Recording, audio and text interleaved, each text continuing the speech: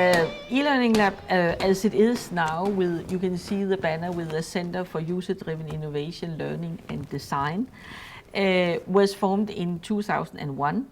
And in the process we found out that really we shared interests on two lines. One is how the environment shaped the conditions for learning, and the other was this action research approach through involving yourself in problem solving in the field. I'm interested in how we can adapt new technologies for educational purposes. For instance, how can we use social networks as a part of educational technology.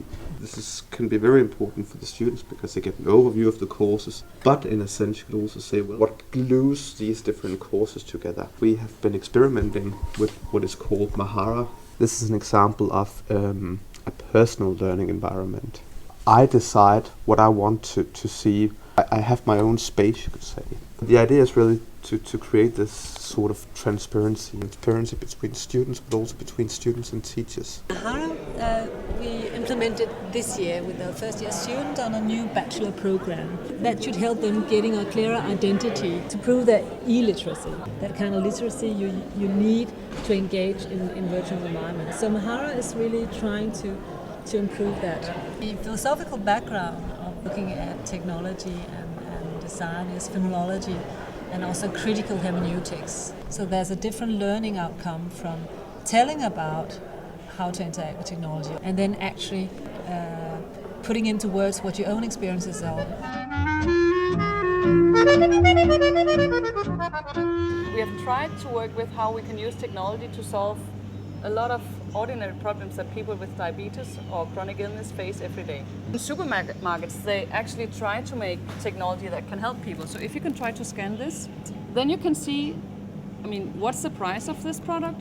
And there's a sale on the product. Mm-hmm. Why not use this type of technology for health information? Integrating it into existing technology is really important.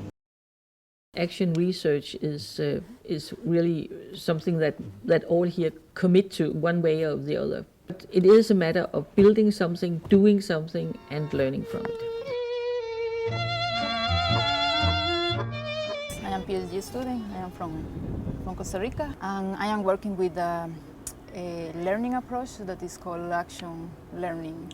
An important element in action learning is concerned with the person. What is the values and belief of the people? In action learning, you are trying to not to answer the questions that are there, but more to find what kind of question you need to answer.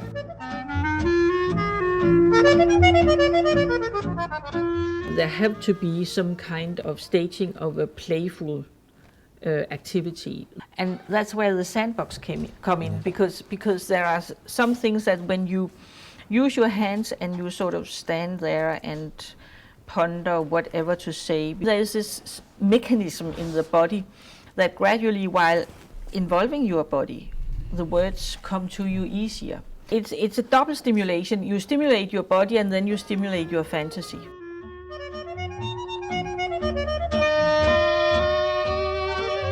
Mobile phones is also worth considering. We have tried to work with that in the Maxit project. So, for instance, we have this little application for label reader, you could say. We have now 400 types of goods that has been inserted in this database by us and people with diabetes, and it's an open platform where everybody can upload. We're here at somewhere in the eLab center with what appears to be a shopping cart. Because all of these are basically, you can say, ways of invoking people's creativity. I can transport the things that we use for participatory design. You can have an idea and then you can try to illustrate it in words while you build with these materials. And the interesting thing is that you can see when you video record sessions like that people actually do relate to materials much more than if they have to just speak about their ideas.